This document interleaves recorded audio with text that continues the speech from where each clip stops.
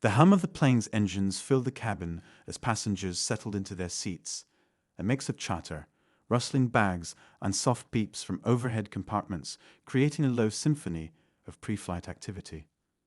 Among them, James Carter, a middle-aged black man in a crisp navy blazer, adjusted his seatbelt and pulled out a paperback novel. His calm demeanor radiated an air of quiet confidence as he prepared for what he expected to be an uneventful flight home. Across the aisle, a young boy, no older than 7, pointed out the window with wide-eyed excitement, his mother gently shushing him with a smile. The scene was ordinary, people traveling for business, family reunions, or perhaps even a fresh start. But in the midst of this routine journey, something was about to unfold that would leave the entire cabin speechless. It began subtly. A flight attendant with a clipboard in hand approached a man seated a few rows ahead of James. The man, dressed casually in jeans and a sweatshirt, glanced up from his phone, his expression shifting from mild curiosity to discomfort as the attendant whispered something inaudible. Moments later, she turned and walked briskly to the front of the plane, her movements tight with urgency. Then the atmosphere shifted.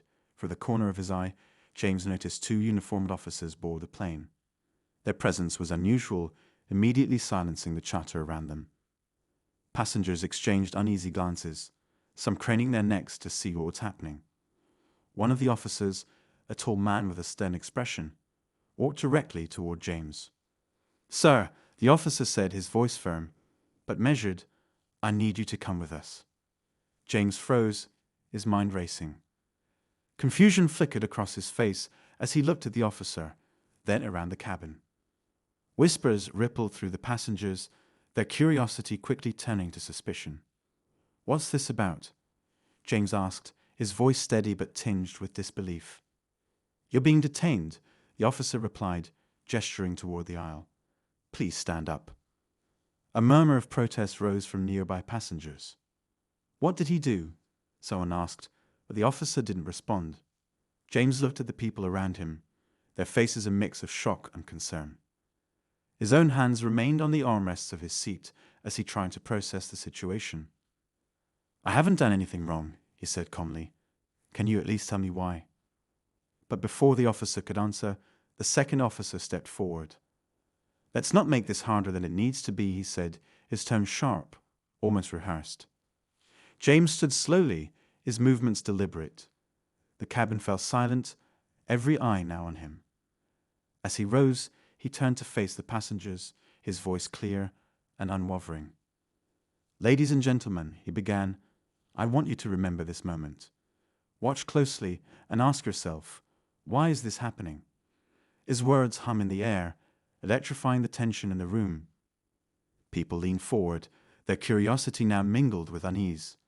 The officers exchanged glances, their authority suddenly challenged. In that instant, James's calm composure seemed to shift the dynamic entirely, leaving everyone, officers included, unsure of what would come next. And then, with a single sentence, James shattered the silence, leaving the entire cabin stunned and questioning everything they thought they knew. The cabin remained deathly quiet, the weight of James's words pressing down on everyone like a heavy cloud. His voice had been steady, but there was something profound in its delivery, an undeniable truth that resonated with everyone watching. The officers hesitated for a moment, as if recalibrating their approach, but James didn't move a muscle beyond his deliberate, confident stance. Passengers whispered among themselves, their words a quiet hum against the tension. "What's going on?" Someone muttered. "Do they have the wrong guy?" Another passenger leaned toward his seatmate, a look of disbelief on her face. "He doesn't look like he's done anything. He's just calm." James turned slightly, his gaze sweeping over the sea of faces. "I think everyone deserves to hear the answer," he said, addressing the officers without looking at them. His tone was composed, yet firm, as if he were holding back a tide of frustration. "Why am I being detained?" The taller officer, Officer Miller, shifted uncomfortably. His partner, Officer Grant, took a step closer. "We've received a report about suspicious behavior," Grant said, his voice clipped. "Now please cooperate." "Suspicious behavior?" James repeated, his brow furrowing. By sitting in my seat? By reading a book? What exactly am I being accused of? Grant didn't answer immediately, instead glancing around the cabin. His hesitation only fueled the unease spreading through the passengers. A woman in the back row stood up slightly, her voice cutting through the tension. This is ridiculous. He hasn't done anything. Miller raised a hand, signaling her to sit back down. Ma'am, please remain seated. This is a matter of security. Security. The word lingered in the air, and James felt its weight. It wasn't just a word. It was a justification, a shield for actions that often didn't hold up under scrutiny. James knew this well, having faced similar situations before, though never quite like this. Taking a deep breath, James looked directly at Miller. Security, because someone on this plane feels uncomfortable. Or is there something you're not telling me? The officer didn't respond. Instead, he glanced at his partner, as if waiting for direction. James seized the moment. You see, this is how it always starts, he said, his voice carrying through the cabin. A vague accusation, a shadow of doubt cast on someone's character. And before you know it, you've made a villain out of an innocent person. His words sent ripples through the passengers. Some nodded silently, while others sat frozen, unsure how to process what was happening. In the front row, an older man in a business suit folded his arms, his face etched with disapproval. This doesn't feel right, he muttered to the woman beside him. James noticed the subtle shifts in the crowd, the quiet murmurs of agreement. He decided to keep speaking, his tone measured but impassioned. I am a law-abiding citizen. I work hard, I pay taxes, and I contribute to my community. Yet here I am, standing before you, accused without evidence and judged without a chance to defend myself. Grant finally broke his silence, stepping closer to James with a forced smile. Sir, we're just following protocol. If you'd come with us quietly, we can sort this out without further disruption. James tilted his head slightly, his gaze unwavering. Disruption. The only disruption here is the one you've caused by targeting me without reason. If you have evidence, present it. Otherwise, I have every right to remain seated and continue my journey like every other passenger on this plane. The tension thickened, the officers now visibly uncomfortable as they faced not just James, but the growing unease of the other passengers. A man a few rows back spoke up, his voice loud and clear. He's right. If he hasn't done anything, why are you bothering him? Another voice joined in, this time a young woman near the aisle. This is profiling. You can't just target someone because they make you uncomfortable. James felt a flicker of hope as the voices around him grew louder, their support giving him strength. Still, he knew this wasn't over. Not by a long shot. Why don't we start with something simple? James suggested, his voice calm but firm. Who made this so-called report? Let's hear from them directly. I'd like to understand what about me is so suspicious. The officers exchanged a glance, their confidence faltering. Grant cleared his throat, his expression stiff. That's not information we're required to disclose. Convenient, James said, a hint of sarcasm creeping into his voice. So, you're asking me to comply with an accusation I can't even defend myself against. Is that how justice works now? The murmurs grew louder, passengers now fully invested in the unfolding drama. Miller raised his voice to regain control. Ladies and gentlemen, this is a matter of safety and procedure. Please remain calm and let us handle the situation. But the passengers weren't having it. The young boy from earlier, still seated beside his mother, looked up at her with wide eyes. Why are they being mean to him? He asked innocently. His mother gave him a tight smile, then turned to the officers. This isn't right, and you know it, she said firmly. If you can't provide a reason, you need to leave him alone. For a moment, it seemed like the crowd might turn on the officers entirely. Miller's jaw tightened, and he stepped closer to James, lowering his voice. Sir, you're making this harder than it needs to be. James didn't flinch. No, he said evenly. You're making it harder by refusing to answer the simplest of questions. Who made the report? What did they claim? And why should I, an innocent man, be forced to leave this plane without any explanation? Grant's hand moved toward his radio, as if preparing to escalate the situation further, but he stopped when a new voice interrupted the standoff. "Excuse me." It was the flight attendant from earlier, her face pale but determined. She stepped forward, holding up her clipboard.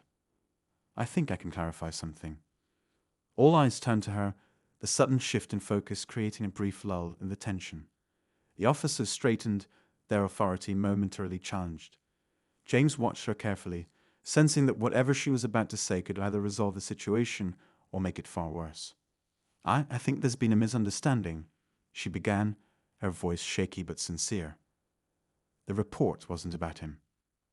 The cabin erupted in gasps and murmurs, passengers leaning forward in their seats to catch every word. Miller's expression darkened, while Grant's jaw clenched visibly. James raised an eyebrow, his skepticism apparent. "Go on," he said, his voice steady despite the turmoil around him. The flight attendant hesitated, glancing nervously at the officers before continuing. "The report was about someone else. I don't know how this got so mixed up, but he's not the person they're looking for." Her words hung in the air like a bombshell, the revelation sending shockwaves through the cabin. James felt a surge of vindication, but he kept his expression neutral, refusing to let his guard down just yet. "Is that true?" he asked, addressing the officers directly. "Was this all a mistake?" Neither officer answered immediately. Miller looked visibly flustered, while Grant's face remained a mask of stoic frustration. The passengers, however, weren't silent. Voices rose in anger and disbelief, the crowd now fully on James's side. And just as it seemed the situation might finally be diffused, another unexpected turn threw everything into question, leaving the passengers, the officers, and even James himself struggling to comprehend what was happening. The air inside the cabin was thick with tension. The flight attendant's revelation had ignited a firestorm of emotions among the passengers. Some murmured angrily about the mistake, while others openly questioned the officer's intentions. James stood still, his composure unwavering, though his mind raced. He wasn't just relieved, he was determined to understand how and why he had been targeted. Miller cleared his throat, his voice cutting through the escalating murmurs. "Let's all remain calm," he said, though his tone betrayed his own unease. "We'll get to the bottom of this." But the passengers weren't so easily pacified. A man in his early 30s, wearing a hoodie and earbuds around his neck, leaned into the aisle, his voice sharp. "You're telling us this guy was dragged out of his seat for no reason, and we're supposed to just sit here like nothing happened?" A ripple of agreement followed, voices growing louder. "This is profiling, plain and simple." Someone else called out. "They need to answer for this." James held up a hand, his calm demeanor commanding attention. "Everyone, I appreciate your support, but let's not lose sight of what's important," he said, his voice firm yet steady. "I still haven't been given an answer. Officers, if this was a mistake, I deserve to know how it happened. And so does everyone else on this plane." Grant shifted uncomfortably, his eyes darting to Miller, who appeared equally at a loss. The murmurs continued, the passengers no longer passive observers, but active participants in a confrontation that had become far bigger than anyone anticipated. The flight attendant, still clutching her clipboard, hesitated before speaking again. "The report, it came from a passenger," she admitted, her voice trembling slightly. "But I don't know who. All I know is they described someone in this area of the plane." James turned to face her fully. "And what exactly did this description say? What was so suspicious that it warranted 2 officers boarding this plane?" Her face flushed, and she looked down at her clipboard as though searching for an escape. "It wasn't specific," she finally said. "Just something about a man acting suspiciously. But it didn't mention you by name or appearance." The passengers were growing restless, their frustration directed squarely at the officers now. "So they just guessed it was him?"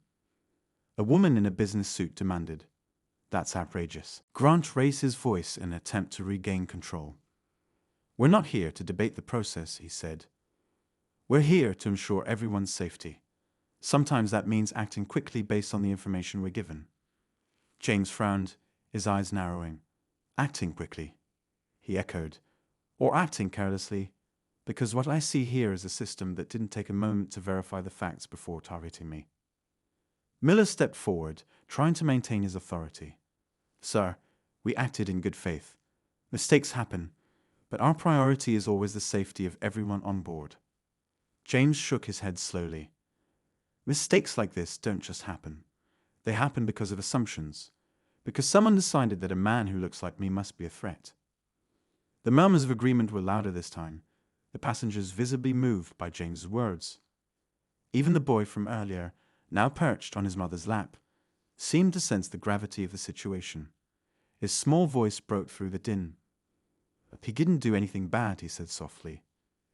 His mother hugged him tightly, her eyes glistening with emotion. No, sweetheart, she whispered. He didn't.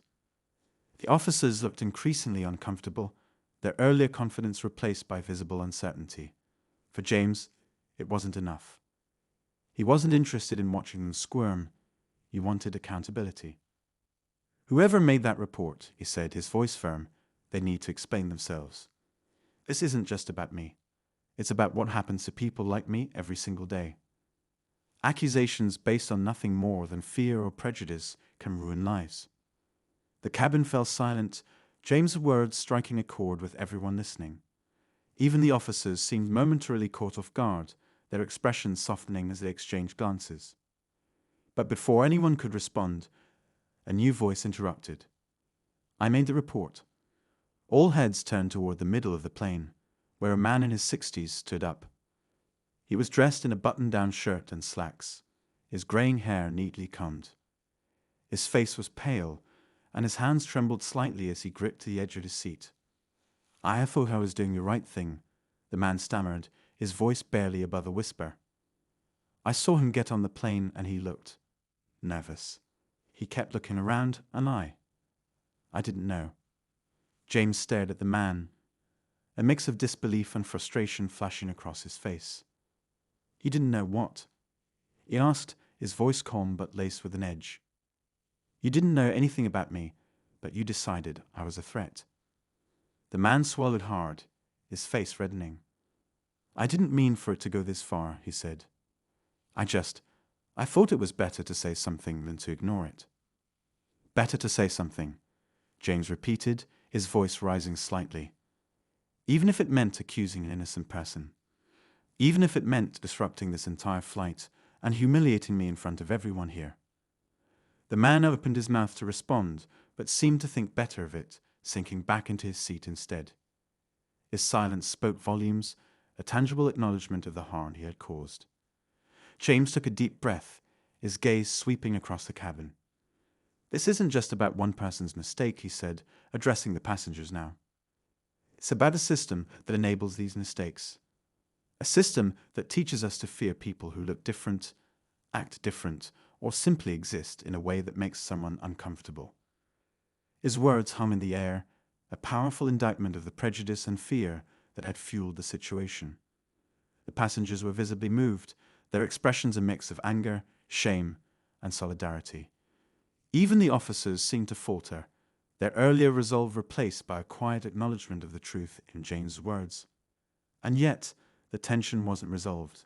It lingered, an unspoken question hanging over the cabin. What would happen next? James had spoken his truth, but the damage had already been done. The officers remained a looming presence, their authority still intact despite the growing tide of support for James. For now, the plane was still grounded, the engines humming softly as if waiting for the weight of the moment to lift. But no one knew how, or if, that would happen. The cabin was still, save for the hum of the engines and the occasional shifting of uneasy passengers. James stood at the center of it all, his calm exterior masking the storm within. He wasn't just standing up for himself now. He was standing up for every person who had ever been judged unfairly, for every voice that had gone unheard. And everyone on the plane could feel it. The older man who had confessed to making the report stared down at his hands, visibly uncomfortable under the weight of the passengers' stares. A young woman across the aisle leaned forward, her voice sharp but controlled. So you just assumed he was a threat because he looked nervous. Do you have any idea what you've done? The man looked up briefly, his eyes glassy. I didn't mean any harm, he murmured, his voice barely audible over the rising whispers around him. I thought it was better to be safe. Safe for who? James interjected, his voice cutting through the murmurs. Safe for you? For everyone else on this plane? What about me? Who's keeping me safe from baseless accusations and public humiliation? The weight of James' words seemed to land heavily on everyone in the cabin. The man shrank further into his seat, but James didn't stop. His voice grew stronger, each word deliberate and unwavering. This is what happens when we allow fear to dictate our actions. It starts with a look, a doubt, a suspicion. And before you know it, someone's life is upended. All because of a feeling you couldn't explain. The tension in the air thickened as James turned his attention back to the officers, his gaze unwavering. And you, he said, his voice steady but firm. You were so quick to act on a vague report without verifying anything. You didn't ask questions. You didn't investigate. You just came for me because it was easier to assume I was guilty. Miller's face was a mixture of frustration and discomfort, while Grant's jaw tightened. Neither officer seemed willing or able to respond. The passengers, however, were growing bolder. A middle-aged woman in a floral scarf spoke up, her voice shaking with anger. He's right. This could have happened to anyone. You didn't even bother to make sure you had the right person before dragging him out of his seat. James felt a surge of gratitude for the growing support, but he knew this wasn't over. The system that had led to this moment was still in place, still unchallenged, and he wasn't going to let it slide. I want answers, he said, addressing the officers directly. I want to know how you're going to make this right. Not just for me, but for everyone who's ever been in my position. Before either officer could respond, the flight attendant stepped forward again, her face pale but resolute. We need to resolve this, she said, her voice trembling slightly. The flight is delayed, the passengers are upset, and this has gone far enough. Her words hung in the air, but no one moved. The officers exchanged a glance, their hesitation betraying their uncertainty. It was clear they were weighing their options, trying to find a way out of the situation without losing face. But James wasn't about to let them off the hook. You want to resolve this, he asked, his voice steady but intense. Then start by apologizing, not just to me, but to everyone on this plane. Admit that you acted on an assumption instead of evidence, and then promise to do better. The boldness of his demand sent a ripple through the cabin. Some passengers nodded in agreement, while others waited in tense silence, their eyes fixed on the officers. Grant shifted uncomfortably, his face a mask of frustration. Miller seemed to hesitate, his lips pressing into a thin line as he considered James' words. The older man who had made the report suddenly stood up again, his hands trembling. I'm sorry, he said, his voice cracking. I don't know what I was thinking. I was scared, and I made a mistake, but I never meant for this to happen. James turned to him, his expression softening slightly. Fear is human, he said, his voice gentler now. But what you do with that fear matters. Next time, think before you act. Your words have power, and they can hurt more than you realize. The man nodded, tears glistening in his eyes, and sank back into his seat. The cabin was silent again, the passengers waiting to see what would happen next. But before anyone could speak, a voice crackled over the intercom. Ladies and gentlemen, this is the captain speaking. We're aware of the situation in the cabin, and we ask for your patience as we work to resolve it. Please remain seated and calm. The captain's measured tone did little to ease the tension. If anything, it seemed to heighten the sense of anticipation. James could feel the weight of everyone's eyes on him, their unspoken questions hanging in the air. Would the officers admit their mistake? Would the flight finally take off, or was there still more to come? Miller took a deep breath, stepping forward to address James directly. Look, we made a mistake, he said, his voice low and measured.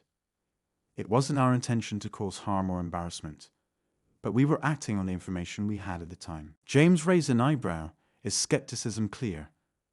And what are you going to do to make sure this doesn't happen again? Because an apology isn't enough. Not when the system that allows this kind of mistake to happen is still in place. Grant opened his mouth to respond, but before he could, a new voice cut through the tension. It was a young man in the back row, his tone sharp and unapologetic. "You guys need to leave. You've done enough damage.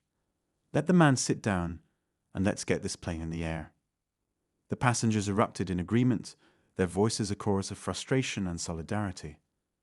The officers looked visibly overwhelmed, their authority crumbling under the weight of the collective resistance. Miller glanced at Grant, his expression a mixture of frustration and defeat. James remained standing, his gaze unwavering. He wasn't just fighting for himself anymore. He was fighting for every person who had ever been judged unfairly, for every voice that had gone unheard. And as the tension reached its peak, it was clear that whatever happened next would define this moment not just for him, but for everyone watching. The passengers' collective voices reverberated through the cabin, and for a moment it seemed like the officers might back down.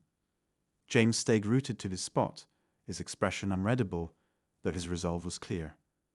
But then, just as the tension seemed to hit its breaking point, the captain's voice returned over the intercom. "Ladies and gentlemen, I understand your frustrations, but I've been informed there is an additional concern that must be addressed before we can proceed. We request your cooperation and patience during this process."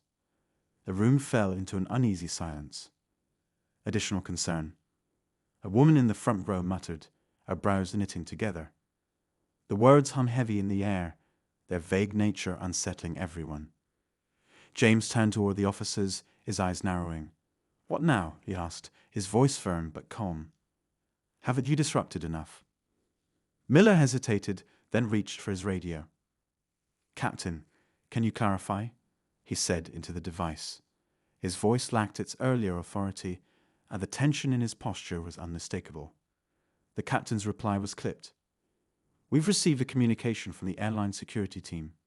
They've flagged a potential security concern that aligns with the earlier report." The cabin buzzed with renewed unease, passengers exchanging anxious glances. "Security concern," James repeated, his voice edged with disbelief. "So we're back to vague accusations again." Grant finally stepped forward, his face set in a deep frown. "We don't have the full details yet," he said, addressing James and the passengers. "But if there's an active security alert, we have a responsibility to investigate." "This is ridiculous," someone shouted from the back of the plane. "You're just trying to justify what you did to him." James raised a hand to quiet the passengers, his composure somehow intact despite the chaos around him. "If there's another concern," he said, looking directly at the officers, "then address it. But do it the right way this time. No more baseless accusations, no more assumptions." Miller nodded reluctantly and stepped aside, radioing for further instructions. Meanwhile, the flight attendant approached James cautiously, her face pale. "I'm so sorry," she whispered. "I don't know what's going on, but this is beyond anything I've ever experienced." James gave her a small nod, appreciating her sincerity but unsure how to respond. He could feel the weight of the situation pressing down on him. Whatever was happening now, it was bigger than just him. And that realization only added to the unease. Minutes passed in strained silence before a new voice came over Miller's radio. "We've identified a second individual of interest on board, requesting immediate verification." The announcement landed like a bombshell. The passengers gasped in unison, their unease shifting to outright fear. James frowned, his mind racing. A second individual. This had gone from an accusation to something far more complex, and he didn't like the implications. "Who are they talking about?" A man near the emergency exit asked nervously. "Are we in danger?" Miller exchanged a glance with Grant, then scanned the cabin, his hand resting lightly on his holstered weapon. "Until we confirm otherwise, no one's in danger," he said, though his tone lacked conviction. James stepped forward, his voice cutting through the mounting panic. "This is exactly the problem," he said, addressing both the officers and the passengers. "You're creating chaos without providing any real information. If someone else is supposedly a threat, then find out who they are and why. but stop treating everyone on this plane like a suspect. Miller hesitated, then nodded sharply. Everyone remain seated. He instructed, his voice louder now. We'll need to conduct a review of passenger records. The announcement only added to the confusion. But before anyone could protest further, a man in the aisle seat stood up abruptly. He was in his early 40s, wearing a rumpled blazer, and his face was pale. I need to speak to you, he said, his voice shaking as he addressed Miller. The officer turned to him, his eyes narrowing. Sir, please remain seated, he said firmly. The man shook his head, visibly distressed. No, you don't understand, he insisted. I think this might be about me. The cabin erupted into a flurry of whispers and gasps. The man raised his hands in a gesture of surrender, his expression one of desperation. I swear I didn't do anything wrong, he said. But I have something in my carry-on, something I shouldn't have. James' eyes widened as the man's words sank in. The officers immediately moved to surround him, their postures tense. What's in the bag? Grant demanded, his hand hovering near his holster. The man's voice wavered as he replied.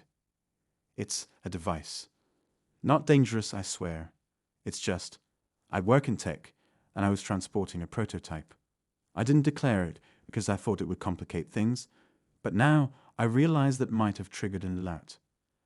The explanation did little to ease the tension. Miller signaled to Grant, who nodded and moved to retrieve the man's bag from the overhead compartment. The cabin was deathly quiet, every passenger holding their breath as the officers inspected the carry-on. James watched intently, his mind racing. Was this man telling the truth? Or was this another misstep, another assumption that would lead to more chaos? The suspense was unbearable, and he could feel the collective anxiety of the passengers mounting with each passing second.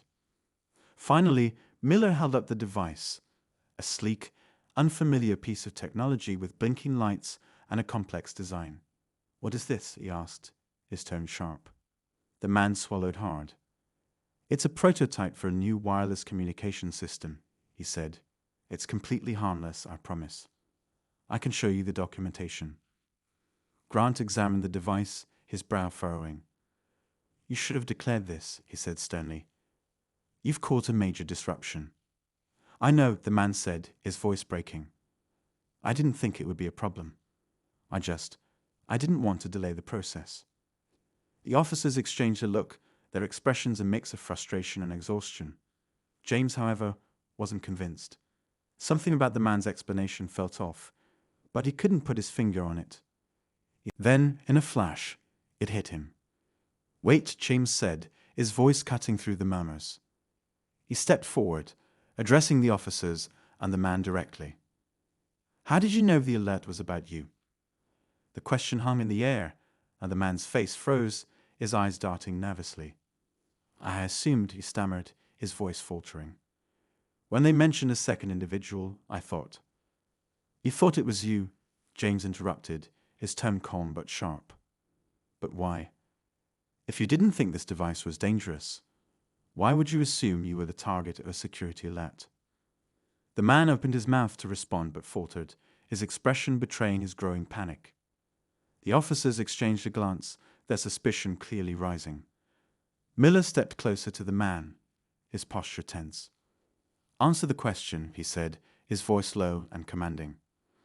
The man hesitated for a moment longer, then let out a shaky breath. All right, he said, his shoulders slumping. I'll admit it. I didn't just bring this on board without declaring it. I tampered with it. A collective gasp rippled through the cabin, and several passengers recoiled in their seats. The man raised his hands quickly, trying to calm the growing panic. It's not what you think, he said, his voice rising. It's not a bomb or anything dangerous. It's a signal jammer. The officers stiffened, their expressions hardening. A signal jammer, Grant repeated, his tone sharp. Why would you bring that onto a plane? The man's face turned pale, beads of sweat forming on his forehead. I didn't mean any harm, he stammered. I was trying to test it in real-world conditions. It's part of my job, research and development. I thought it would be harmless if I kept it offline. Miller's eyes narrowed. Do you have any idea how serious this is? Interfering with communication systems on a plane is a federal offense. I didn't activate it, the man insisted, his voice desperate. I swear, it's never been turned on. It was just supposed to be a dry test. James watched the scene unfold, his mind racing. The man's confession had shifted the focus entirely, but something still didn't sit right. If this was all about a signal jammer, why had the alert been triggered in the first place? And why had the officers been so quick to target him earlier?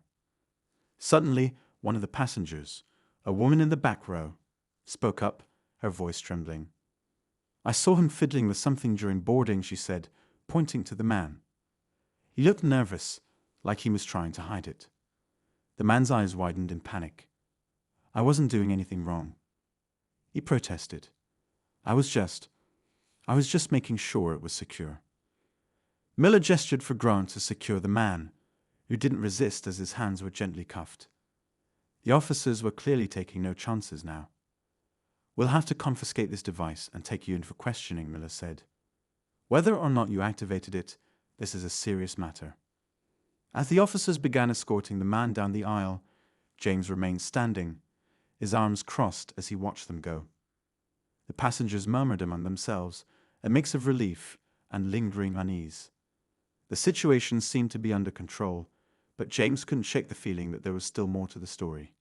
Just as the officers reached the front of the plane, a loud chime echoed through the cabin, drawing everyone's attention. The intercom crackled to life, and the captain's voice returned, sounding more urgent this time. Attention, passengers and crew. We've just been informed that the earlier security alert has been resolved. However, there's a secondary concern we need to address before we can proceed. The announcement sent a fresh wave of confusion through the cabin. Another concern? Someone muttered. What now? James felt his pulse quicken as he exchanged a glance with the flight attendant, who looked just as bewildered. The officers paused near the exit, their radios crackling with static. What's going on? Miller asked, speaking into his radio. A moment later, the reply came through, faint but clear enough to send a chill down James's spine. The alert wasn't triggered by the device. It was triggered by an anonymous tip about suspicious activity involving 2 passengers. James's heart sank as realization dawned. This wasn't just about the man with the device. There was another player in this game, someone who had been manipulating the situation from the start. And whoever they were still on the plane.